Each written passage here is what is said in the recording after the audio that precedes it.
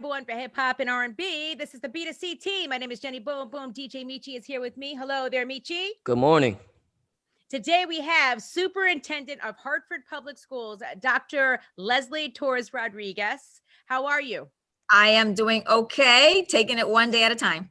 Yeah, I have to say, first and foremost, because I do have children in public schools, and I have to say I applaud everyone in the public school system because, wow, you guys have dealt with a lot this year with all of the changes. So how are things going, right now with Hartford Public Schools? We are trying to do the best that we can for all of our students, for our families, for our staff. And so we have to think about early on when we started to plan for the unpredictable, the uncertain, and the impact of the pandemic. We had a commitment. We made a commitment to our families that we would offer in-person learning to the extent that it was safe to do so. And so we've been able to maintain that commitment. Currently where we are, we have shifted to a hybrid learning model. And so students are in school 2 days a week until the external health conditions allow us to increase the number of in-person days. Okay. So like in my school system, we have like cohort A, B, and C, and A and B are switching off and going to school. And then C, they stay home. My kids are staying home currently. Are you doing something similar to that? We have, so about 18,000 students is our total student population, and about 10,000 of those students are already fully remote, right? So those are the students that do not come to us, whose parents have elected to be home and learn remotely. The remaining, 7,800 students are on that hybrid model where they are cohorted, as you said, and we have our A cohort and a B cohort, and Wednesday is a remote day for everyone, including our teachers. So, do you see things, working well so far? I mean, it is a challenge. And, for some students, it is a blessing. We hear students that are saying this is the best thing that has happened because they need the flexibility. But we know that for the majority of our students, and I say this because our numbers are confirming it. The remote instruction is just not working. We see that attendance is lower for students that learn remotely. We see that the engagement, we see the grades, we see the submission of completed assignments. All of those metrics, if you will, those points are lower for students that are learning remotely. And so, that's a flag for us because before COVID, we in Hartford Public Schools, one thing we do not do is shy away from the challenges that we have. One of the challenges we had was, and continue to have, was chronic absenteeism, right? When a student misses 10% or more of school days. And so we came into COVID with that, and we had made great strides. And now we see that our absenteeism rate has doubled across all of our schools, even the schools that last year, right, had very, very small difficulty, small challenge with chronic absenteeism. So, it has exacerbated the challenges that we had coming into COVID. But we know that for other students, right, they're fully on, and we also know that their support, their network system, right, looks very different for than it does for some of our other students that are living in either high poverty or high need communities. Now, in your opinion, what do you think the challenges are that these kids are facing? Is it just like the in-person interaction, or? It's a variety. What we've learned, what we learned in the spring and what we're learning now, given that we just received our survey back from students, families, and staff, students miss their peers. Right. Students miss first of all, we're human beings. And second, we have to think about the developmental process and progress of students, right? When we look at the grades that have the highest number or percentage of absenteeism is our middle schoolers. And the middle schoolers were the group that was that had the best attendance, for example, pre-COVID. And when you think about what that means developmentally, you're in your preteen, right? And so you're trying to figure things out. Your peer group is probably the most important experience, right? As you are developing as a person and as a learner. And so that's one challenge. The other challenge is all the needs that some of our families have, right? Some of our families just cannot, carve space and time during the day to support their learner, their child during the remote instruction, because they have to go to work, because, right, they have other siblings at home, because they are in a multi-generational home and they have to tend for others in their family, right? So you have what I call this like collision of challenges that face our families and by extension, the learning that our students are experiencing now.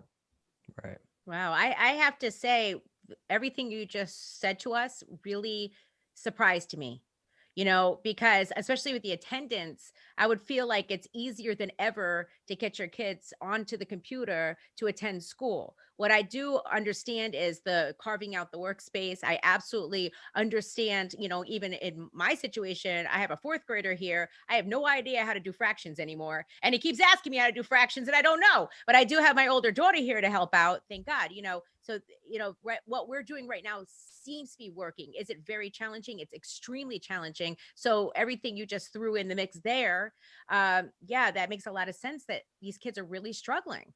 The kids are struggling and their families, right, are struggling.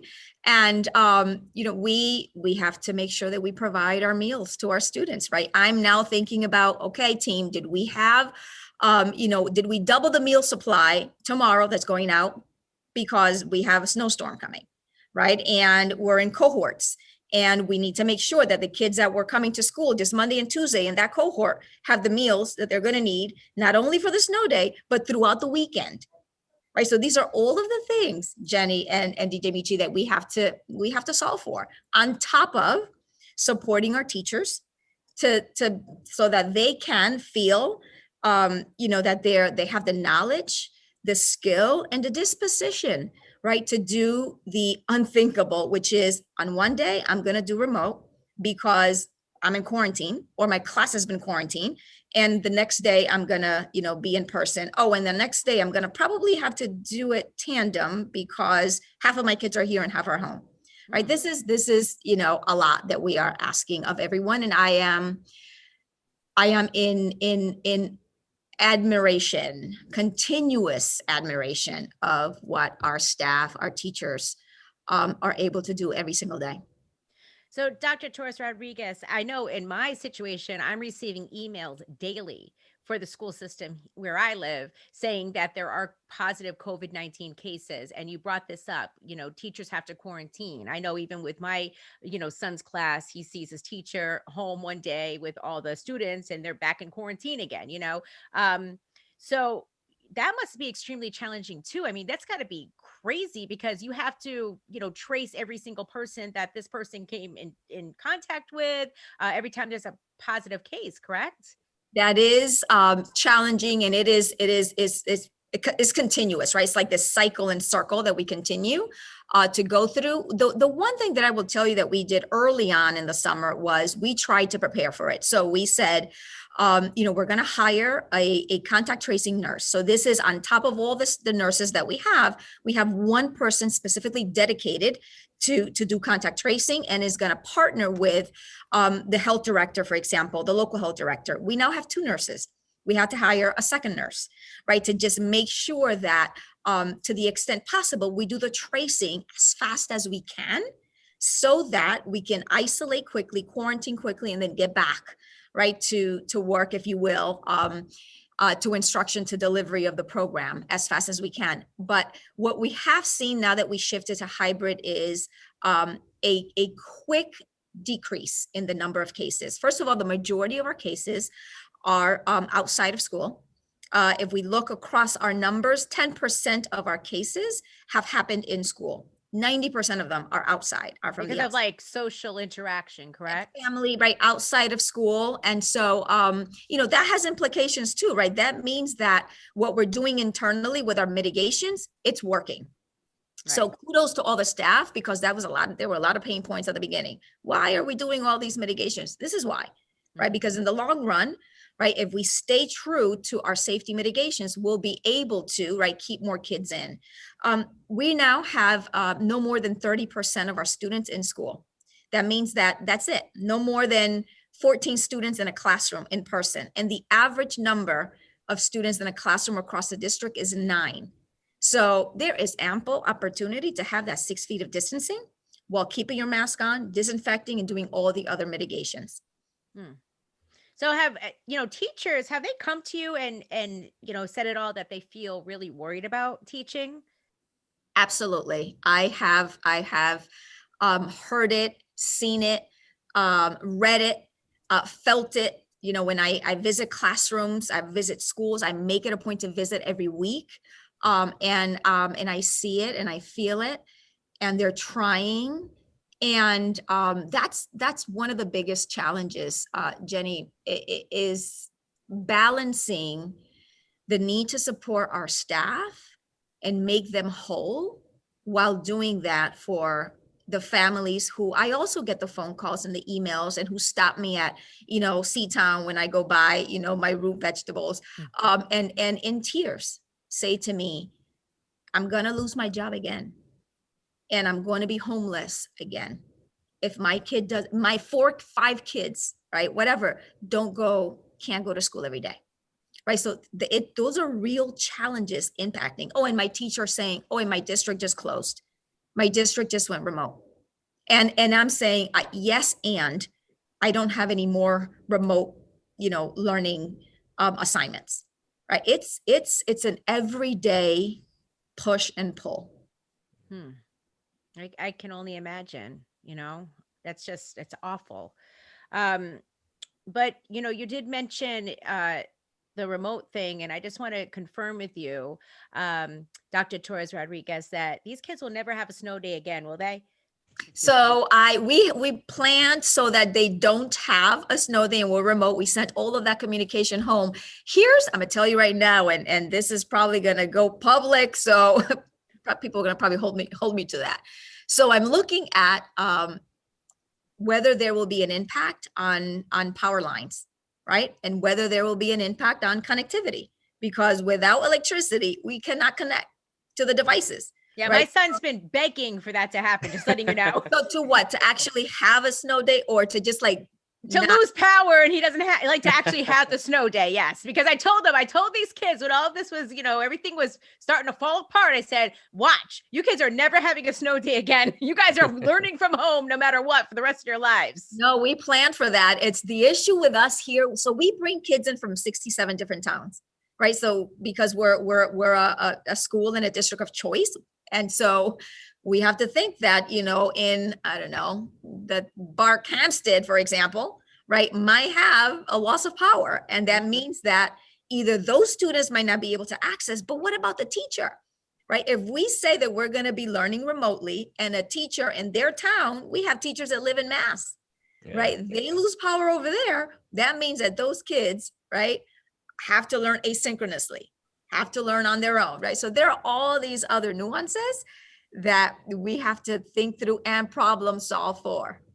Yeah, I mean, you guys really have had to think of everything. I mean, even in my case, Michi, there's times where my son's teacher isn't going to be there right away. So there's like a sub. So and I didn't realize what was happening at first, but she'll just leave work in an email that my son just clicks on the assignments and just kind of gets them done until the teacher gets there. It's like things are very different. Yeah, they are very different. They feel, they sound, they look very different. And now we're starting to think through what's going to happen post-COVID. Well, once we get through all the vaccination and all of that, all those details, we have to think about how do we regain what we've lost, right? In terms of learning loss. And then how do we bring our kids in so that, or perhaps there is some type of blended approach moving forward for, the approach. How do we work through that is, the next level of work. Right.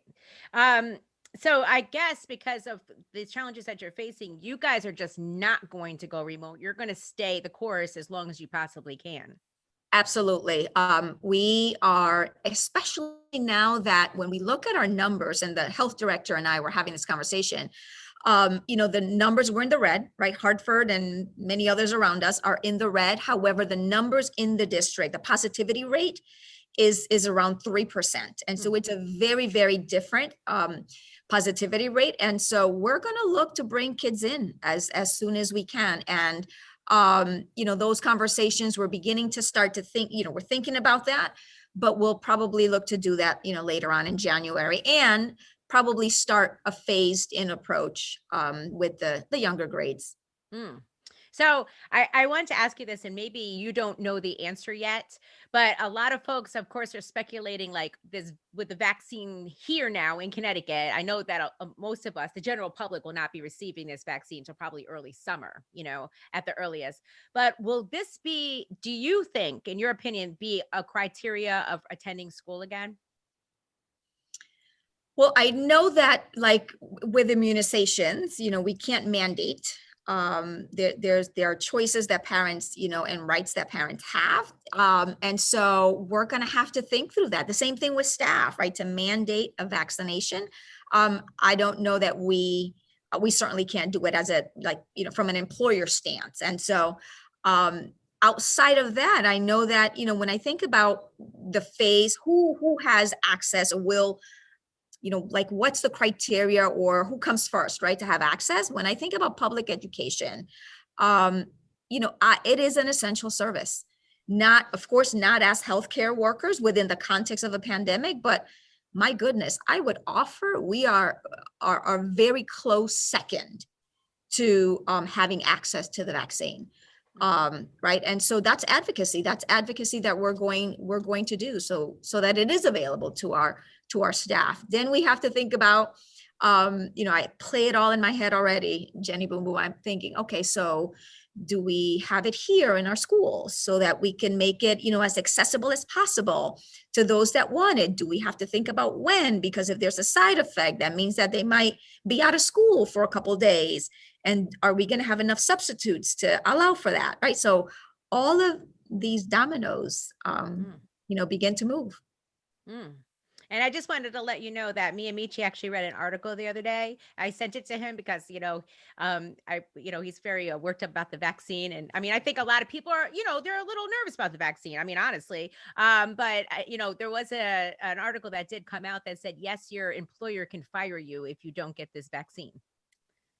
Oh, well, DJ Nietzsche, I have not read that, but I will. Don't worry about it, Dr. Torres-Rodriguez. I'll send it to you too.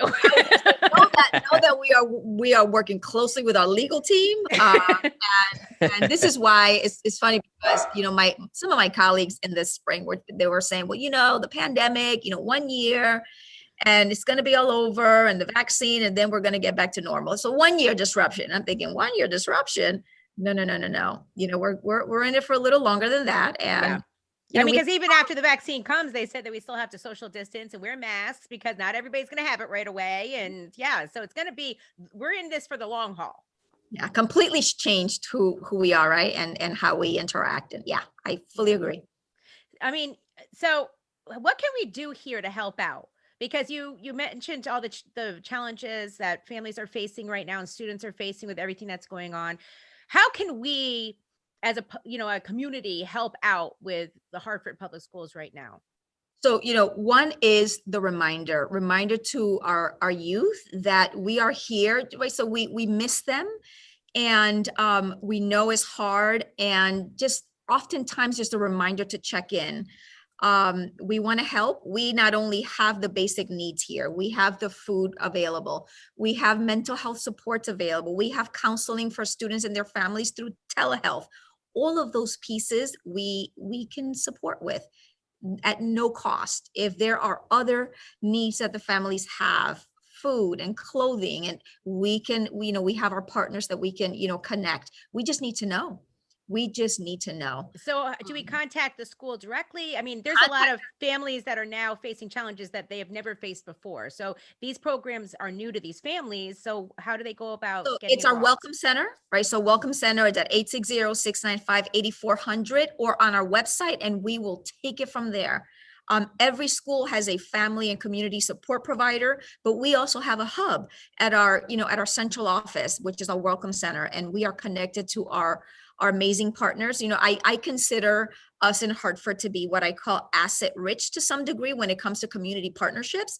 We just need to know. And I know that for some of our families, right, these are things, their needs are they tend to keep things close to their chest. And we just want to be able to support our students. Yeah. It's so hard to even think about these kids that rely on coming to school to get a meal. And the fact that they're home now and not, might not have enough food. It's just, that's a very scary and upsetting thought.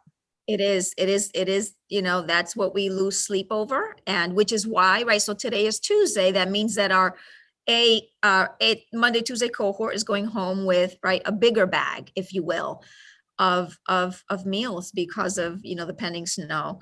And we want to make sure that they're set not through the week, but also through the weekend. Wow. That's just, I can't even imagine the challenges that you guys are facing there at Hartford Public Schools. I mean, that's just everything you've brought up during the time that we've spoken. You've brought up so many different things that you've had to think about during this. What's the biggest lesson learned, do you think? Biggest lesson learned is, it's not even a lesson. It is almost like a slap on the face. So we knew inequity, right? Inequity meaning like some of our students just don't have access to the same, right? And they don't have access and opportunity to have their needs met. We knew that. Some of us knew that personally, right? Out of personal experience. And it feels so, and it is so raw now. And to think about designing programming now, when it's so hard to connect, and post-COVID, right? The mitigation, the loss, the recovery that we're going to have to do, not only academically, but with regard to the social, the emotional, the mental health needs of our students. That's the bigger lesson right now that we have to, reflect and act on. Yeah, it's something that you just brought up, the mental health needs. I know that, I've spoken to a lot of parents who said that their children are really, really struggling right now with depression. They're confused. There's a lot of anxiety surrounding these kids. I mean, it's awful. It is. And when we think about who we serve, right? So many of our students live in high need communities, and they already experience, right, challenges and traumas related to either some familial challenges and or community-based challenges.